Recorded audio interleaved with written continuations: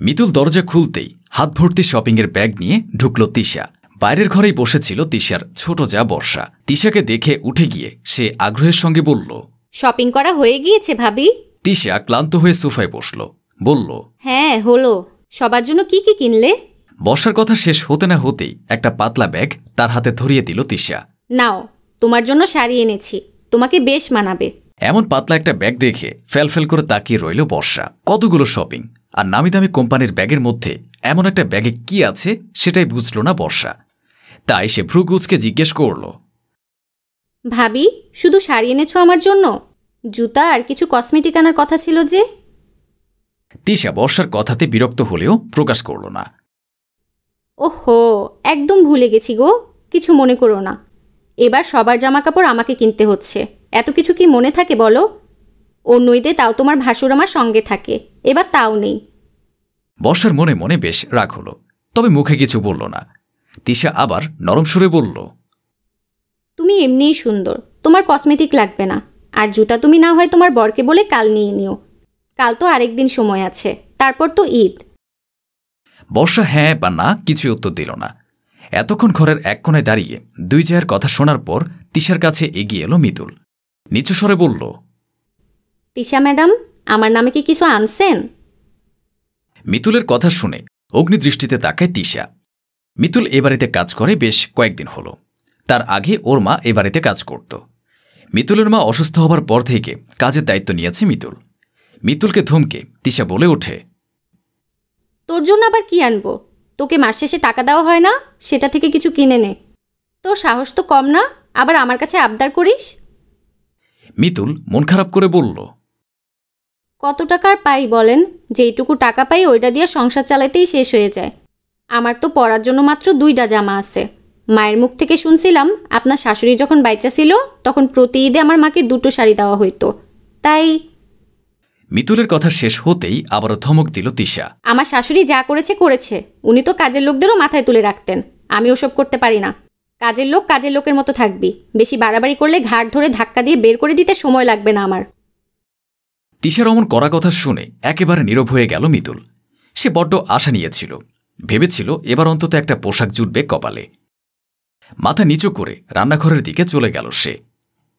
মেয়েটার সঙ্গে এমনটা না করলেও পারতে ভাবি, ওর জন্য সামান্য জামা কিনলে লাখ লাখ টাকা তো খরচ হয়ে যেত না। চোখ গরম করে বর্ষার দিকে দৃষ্টিপাত করল তিশা। কঠিন স্বরে বলল, শোনো, ছোট ছোটর মতোই থাকো। এই সংসারে সব দায়িত্ব এখন আমাকে দেওয়া হয়েছে, তাই আমি বুঝবো কি করে সংসার চালাতে হবে। বর্ষা উত্তর দিতে চেয়েও দিল না, কথাই কথা বাড়বে। তাই সে জবাব না দিয়ে নিজের ঘরের দিকে গেল। রাত প্রায় 10টার দিকে বাড়িতে এসে নিজের ঘরে প্রবেশ করল বর্ষার স্বামী তানভীর।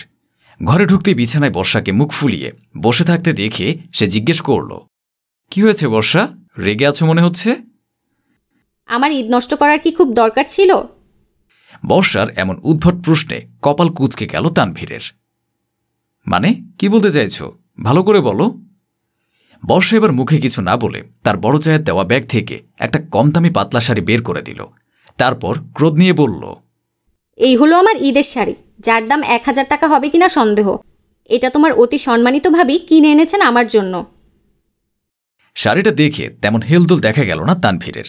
সে উল্টে বর্ষার উপর বিরক্ত হয়ে বলল, তো কি হয়েছে, এখন গরম পড়তে শুরু করেছে, এমন শাড়ি পরলে আরাম পাবে, সেই ভেবেই হয়তো এনেছে ভাবি শাড়িটা। তানভীরের কথায় রাগে কাঁপতে লাগলো বর্ষা। বিছানা থেকে উঠে দাঁড়িয়ে গজগজ করে বলল, ঈদে কেউ এসব কম দামি শাড়ি পরে না তানভীর। শ্বশুরবাড়িতে আমার প্রথম ঈদ ছিল, কত আগ্রহ ছিল ঈদটা নিয়ে, সব মাটি করে দিল তোমার ভাবি। অবশ্য তুমি তো তার দোষ দেখতে পাবে না। আমার শপিংয়ের জন্য ওনাকে 5000 টাকা দিয়েছিলে, অথচ এই একটা শাড়ি কিনে উনি আর আমার জন্য কিছুই কিনলেন না। সামান্য শাড়িয়ারিদের জিনিসপত্রের জন্য ভাবির মতো মানুষের সাথে ঝগড়া করবে এখন? তোমার আর কি লাগবে বলো, আমি টাকা দেব, আবার তুমি কাল যেয়ে কিনে এনো। বর্ষা এবার তাচ্ছিলের সঙ্গে বলল, বাহ, এখানেও তুমি আমার দোষ দেখছো। সে যে তোমার টাকার থেকে এত টাকা বাঁচালো, তার বদলে সে তো মিতুলকে সামান্য জামাও কিনে দিল না, কিন্তু নিজের জন্য ব্র্যান্ডের জিনিসপত্র কিনেছে দেখলাম। তোমার মতো অন্ধ কি এসব দেখতে পাবে? তানভীর অধৈর্য হয়ে বলে, দেখো বর্ষা, সামান্য ঈদের শপিংয়ের জন্য বাড়িতে শান্তি হারাম করে দিও না। মা মরে যাওয়ার পর থেকে ভাবি সব সামলাচ্ছে, তাই বাড়ির সকলে তার উপর নির্ভরশীল। অযথা ওনাকে দোষারোপ করো না। নিজের কথা শেষ করে বর্ষার আর কোনো কথা না শুনে ওয়াশরুমে ফ্রেশ হতে চলে যায় তানভীর। এদিকে বর্ষার চোখে পানি এসে গেছে, সেটাও সে খেয়াল করল না। আজ ঈদের দিন। বাড়ির দুই ছেলে রবিন ও তানভীর নামাজ পড়তে বেরিয়েছে। মিতুল রান্নাঘরে কাজ করছিল। এমন সময় সেখানে নতুন ও দামি শাড়ি পরে উপস্থিত হল তিশা। তিশা খেয়াল করল মিতুলের পরনে সেই শাড়িটা, যেটা সে বর্ষার জন্য কিনেছিল। এই মিতুল, তুই এই শাড়ি কোথা থেকে পেলি? তিশার কথায় থতমত খেয়ে যায় মিতুল। আমতামতা করে জবাব দেওয়ার আগে সেখানে বর্ষা এসে বলে, আমি ওকে শাড়িটা দিয়েছি ভাবি, ঈদ উপলক্ষে ওকে দিতে ইচ্ছে করেছে তাই। তিশা চোখ মুখ জড়িয়ে বলল, কিন্তু এটা তো তোমার জন্য ছিল, আমি এনে তোমাকে দিয়েছিলাম, তুমি না পরে এই কাজের মেয়েকে শাড়িটা দিয়ে দিলে। বর্ষা শান্ত গলায় জবাব দিল, আমাকে যখন দিয়েছ তখন সেটা আমি পরবো নাকি কাউকে দিয়ে দেব সেটা আমার ব্যাপার, তাই না ভাবি?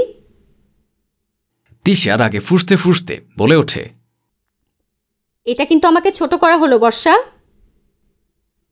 ছোট তো তুমিও আমাকে করেছিলে এই কম দামি শাড়িটা দিয়ে। আমার স্বামী তোমাকে 5,000 টাকা দিয়েছিল। আমার সেদিন রান্নার দায়িত্ব ছিল আর মাথা ব্যথা করছিল বলে আমি যেতে পারিনি। তবে তোমার উপর ভরসা করেছিলাম। ভরসার মান রেখেছো তুমি? মানে তুমি কি বলতে চাইছো? আমি তোমার স্বামী দেওয়া টাকা চুরি করেছি? বর্ষা কোনো কিছু না ভেবেই উত্তর দিয়ে দিল, সোজা কথায় বলতে গেলে সেটাই। নিজে দামি ব্র্যান্ডের কসমেটিক কিনেছ, দামি জুতা কিনেছ, সেসব তো আর এমনি এমনি হয়নি। যাই হোক, আজকে ঈদের দিন, বেশি বাড়তি কথা বলে বাড়ির শান্তি নষ্ট করাটা ঠিক হবে না। কথাটা বলেই চলে গেল বর্ষা। তিশা দাঁতে দাঁত চেপে ঠায় দাঁড়িয়ে রইল। নতুন একটি শাড়ি নিজের গায়ে জড়িয়েছে বর্ষা। শাড়িটা তার বাবার বাড়ির টাকা দিয়ে কিনেছে। ঈদ উপলক্ষে বাবার বাড়ি থেকে কিছু টাকা পেয়েছিল সে, সেখান থেকে শাড়িটা কিনতে পেরেছে বর্ষা। আয়নার সামনে দাঁড়িয়ে সাজগোজ করার সময় হঠাৎ বাইরে থেকে চেঁচামেচি শুনে সাজগোজ ছেড়ে বাইরে এলো। এসে দেখল তিশা তার স্বামী রবিন এবং তানভীরকে কেঁদে কেঁদে অভিযোগ করছে। এই ঈদের দিনে কিনা তোমার বউয়ের কাছ থেকে চোর অপবাদ আমাকে শুনতে হলো তানভীর। এই দিনটাও দেখার বাকি ছিল আমার। তিশার কথা শুনে খেপে গিয়ে বর্ষার দিকে তাকালো তানভীর। বর্ষা তাতে মোটে ভয় না পেয়ে চুপচাপ সেখানে দাঁড়িয়ে রইল। তখন রবিন তানভীরকে বলল, তোর বউয়ের সাহস কি করে হলো আমার বউকে এসব বলার? তুই কি কিছু বলবি তানভীর? তানভীর মুখ খোলার আগেই বর্ষা তাচ্ছিল্যের হাসি দিয়ে বলল, ও আবার কি বলবে? খুব বেশি হলে ভাবির নামে দালালি করবে। আমি জানি ভাবি সংসারটা সামলে যাচ্ছে, কিন্তু ঠিকভাবে কি সামলাচ্ছে? যেই মহিলা সংসার সামলায় তার সংসারের প্রতিটা সদস্যের প্রতি মায়া ও ভালোবাসা থাকা উচিত। কোনো স্বার্থপর মনোভাব নিয়ে সংসার সামলানো যায় না। তানভীর উচ্চস্বরে বলে ওঠে, তুমি এবার বেশি বেশি বলছো বর্ষা, এখানে থেমে যাও, নয়তো ফলাফল খুব একটা ভালো হবে না। কি আর খারাপ হবে? তোমার ভাবির জন্য আমাকে বাড়ি থেকে বের করে দেবে? কিন্তু আমি তো এখান থেকে যাব না, কারণ আমি কোনো অন্যায় করিনি। দেখেছো তোমরা ও কতটা হিংসে করে আমাকে? সকলের কথার মাঝখানে মিতুল এসে সাহস করে বলল, বর্ষা ম্যাডাম আপনারে হিংসা করে না, আপনিই বরং বর্ষা ম্যাডামরে হিংসা করেন। তার ফলাফল হচ্ছে আমার পরনের এই শাড়িটা। আপনি নিজে কত সুন্দর দামি শাড়ি পরছেন, আর ম্যাডামরা এমন শাড়ি দিছেন। নিজের মন মানসিকতা বদলান আপা। তিশা এবার রেগে বলে উঠল, তোর এত বড় সাহস মিতুল, তুই আমারই হিংসুক বলছিস? তোকে ছাড়বো না আমি বলে দিলাম। বর্ষা হালকা হেসে বলল, সত্যি কথা তিক্তই হয় ভাবি, অনেক হয়েছে আর না, আমি নিজের অধিকার ছাড়বো না। বিয়ের পর থেকে আমি সব কিছুর সঙ্গে কম্প্রোমাইজ করে আসছি। তুমি আমাকে দাবিয়ে রাখতে চাও, সেটা খুব ভালো করে বুঝে গেছি। তানভীর এবার হালকা শান্ত হয়ে বলল, ঈদের দিন আর ঝামেলা করো না বর্ষা, চুপ করো। কথা যখন উঠেছে তখন কথাটা শেষ হওয়া উচিত। ভাবি, তুমি আমাকে শাড়ি কোন দোকান থেকে কিনে দিয়েছিলে? সেখানে আমি গিয়ে শাড়িটার দাম জিজ্ঞেস করব।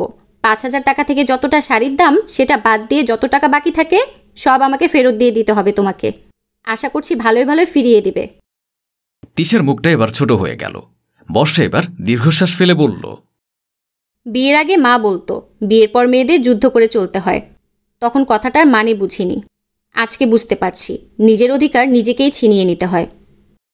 বিয়ের পর প্রতিটা মেয়ের জীবনই একটা যুদ্ধক্ষেত্র। সেখানে ঈদের দিনের মতো দিনেও তাদের যুদ্ধ করে চলতে হয়। তিশার মতো যা থাকলে বিয়ের পরবর্তী জীবন আরও কঠিন হয়ে ওঠে, কিন্তু নিজের অধিকার নিজেকেই ছিনিয়ে নিতে হয়।